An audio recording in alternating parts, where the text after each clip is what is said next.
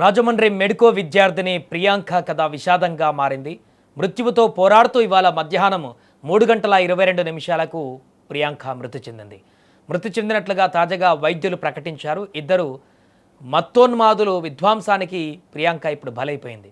మద్యంతో మత్తులో నిందితులు ప్రియాంకను కారుతో ఢీకొట్టడంతో తీవ్ర గాయాలయ్యి ప్రియాంకను హైదరాబాద్లోని ఓ ప్రైవేట్ ఆసుపత్రిలో చేర్పించారు. అయితే ఆమె బ్రెయిన్ డెడ్గా నిర్ధారించినటువంటి వైద్యులు ఈరోజు మృతి చెందినట్టుగా ప్రకటించారు.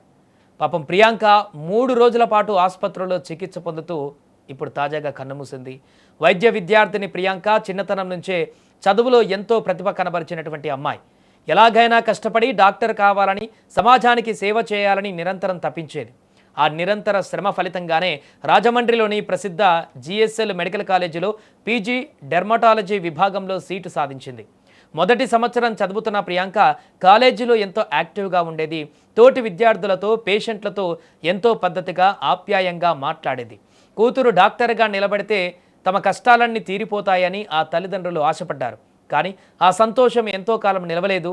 ఆగస్టు 3వ తేదీ రాత్రి 10 గంటల సమయం ప్రియాంక తన సహచర విద్యార్థి, రేడియాలజీ విభాగంలో పనిచేస్తున్న డాక్టర్ ఉమేష్తో కలిసి రాజమండ్రి ప్రసాదిత్య మాల్కి వెళ్ళింది.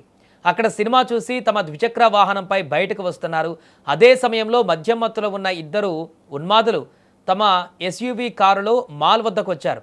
సెక్యూరిటీ సిబ్బంది వారిని లోపలికి అనుమతించలేదన్న కోపంతో ఆ యొక్క మద్యం మత్తులో ఉన్నటువంటి ఆ వ్యక్తులు తీవ్ర ఆగ్రహంతో ఊగిపోయారు. మద్యం మత్తు కలిసి కలగలిపి కారును విపరీతమైనటువంటి వేగంతో ముందుకు పోనిచ్చారు. సరిగ్గా మాల్ గేటు దాటి బయటకు వస్తున్న ప్రియాంక స్కూటీని ఆ కారు బలంగా ఢీకొట్టింది. దెబ్బకి ఇద్దరు కింద పడిపోయారు. ఉమేష్ స్వల్ప గాయాలతో పక్కకు పడిపోగా కారును ప్రియాంక శరీరంపై నుంచి తొక్కిస్తూ ముందుకు పోనిచ్చారు. ప్రియాంక తలపైన తీవ్ర గాయాలయ్యాయి. రక్తం మడుగులో ఆ అమాయక విద్యార్థిని పడిపోయింది.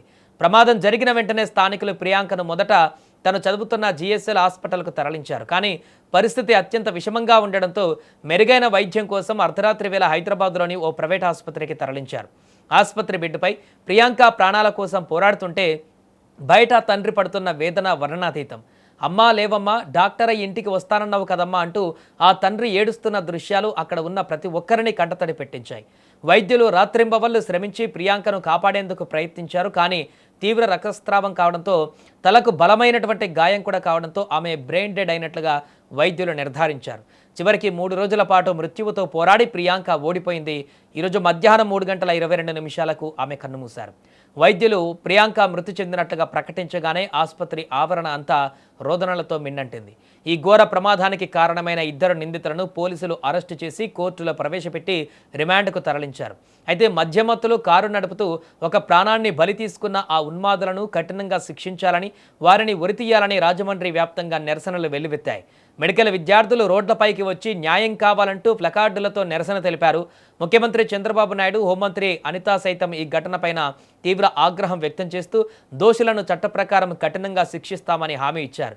ఏదేమైనా సమాజానికి వైద్యం అందించవలసిన ఒక మెడికో మత్తోన్మాదంలో ఆ నిర్లక్ష్యానికి ఇప్పుడు వాళ్ళ నిర్లక్ష్యానికి ఆమె బలైపోవడం అనేది తీరని లోటుగా మారింది. ఈ ఘటనకు సంబంధించి రోజు ఉదయమే అక్కడ ఎస్పీ కూడా మాట్లాడడం జరిగింది. ఈ ఘటన కేవలము యాక్సిడెంట్గానే చూడట్లేదు, ఇది హత్యాయత్నం కింద కూడా చూస్తున్నాం, క్రిమినల్ చర్యగా కూడా చూస్తున్నామంటూ కఠినమైనటువంటి ఈ యొక్క దర్యాప్తు చేస్తున్నామంటూ కూడా వెల్లడించారు. ఈ నేపథ్యంలో కాసేపటి క్రితమే ప్రియాంక చనిపోయిందనేటువంటి దుర్వార్త వినడం ఇప్పుడు తోటి విద్యార్థులకు కూడా కన్నీటి పర్యాంతమయ్యేలా చేస్తోంది.